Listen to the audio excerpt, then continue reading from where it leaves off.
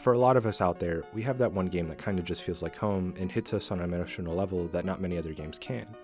It may be that online game you've played with your friends endlessly, a game that reminds you of a simpler time, or a game that was just there for you when you needed it the most. And for me, that game has always been Kingdom Hearts.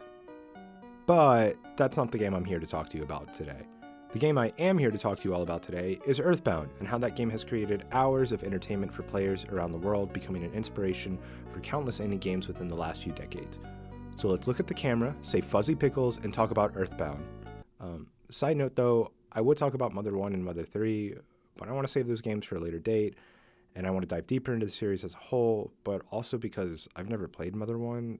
I know it's got its fans, but I'm sorry for those hoping for me to talk about that game. It's not happening today, and I'm just going to cue that intro now.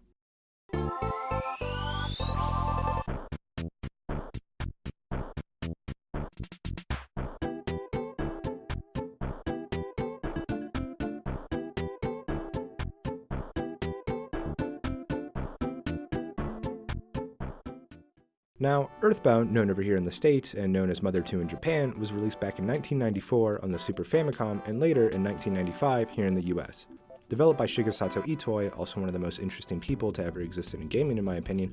Everyone watching this video, please just go look him up. He's truly one of the most interesting and cool people to learn about. Also, for the sake of this video, I'll be calling the game Earthbound and I'll only be discussing Earthbound. Like I said earlier, Mother 1 and 3 will be saved for a later date, and Earthbound and Mother 1 are basically the same game, but do have notable differences. But anyways, back to Earthbound. The story of the game follows Ness as he is given a quest from a time-traveling beetle to warn him of the evil alien Gygus. Ness is sent on the quest to travel and find 8 melodies in order to prevent the world from falling under its control and spreading evil and hatred. Along the journey, you'll be meeting your party members, Jeff, Paula, and Pooh, and encounter bizarre yet charming individuals. Individuals like the Runaway Five, a group of jazz musicians owing a bunch of money, the Shark Gang, Tessie, the Saturn People, alongside the Happy Happy Cult, which were inspired by, well, you all can go look that up yourself. It's a crazy but weird and true story. The setting of the game taking place in Eagle Land, a parody of suburban America, but having a variety of weird but interesting locations. The game relishes in its weird and bizarre atmosphere you have to go through while playing this game, though the game knows this and is highly self-aware in its writing and dialogue during combat. Though the game doesn't hesitate to go far with its oddness though. Like mentioned earlier, the Happy Happy Cult being based off real disturbing events and cults in Japan, and its final battle with Gygus, the tone of the game just changing dramatically throughout its final act, borderline becoming a 16-bit horror game. This game is a JRPG, so its gameplay revolves around traditional turn-based combat. However, unlike many JRPGs, this game features a dial system. When you get hit with an attack, the dial of health consecutively rolls down, but you're not knocked out until it reaches 0. This can help with battles, allowing you to land the final attack you need or give you time to regain your health before it drops. Combat in the game aesthetically was unlike anything else at the time, with its psychedelic effects and backgrounds, but also its unique and just out there enemy designs. The game's soundtrack also reflecting the tone of the game heavily. Its upbeat, energetic music, weird sound effects, and just calming melodies. There's a reason why I pre-ordered the vinyl for this game. It's my favorite 16-bit soundtrack and holds one of my favorite pieces of music of all time, being Buzz Buzz Prophecy.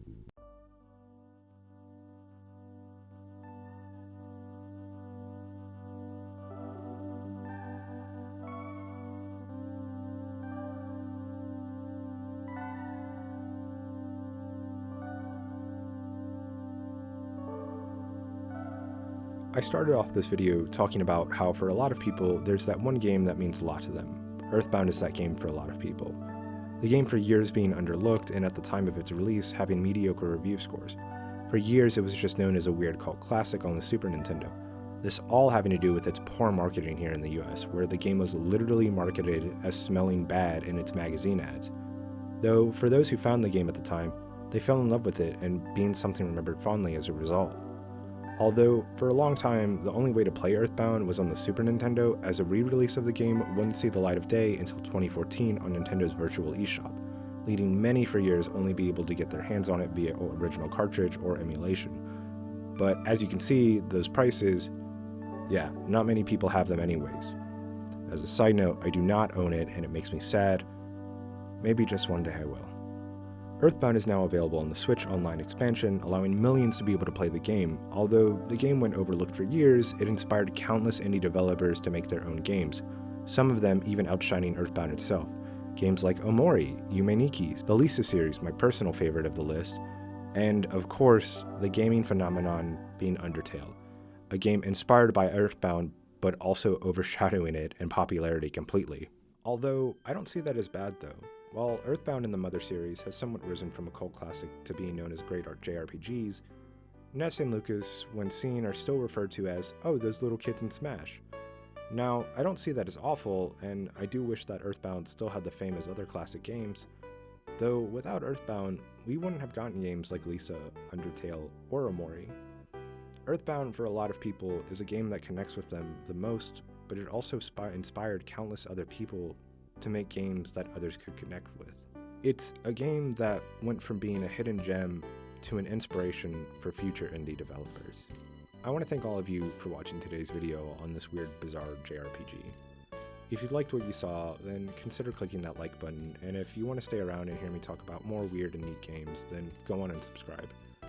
Make sure to have yourself a good one, evening, night, wherever you are, and I'll see you all next time.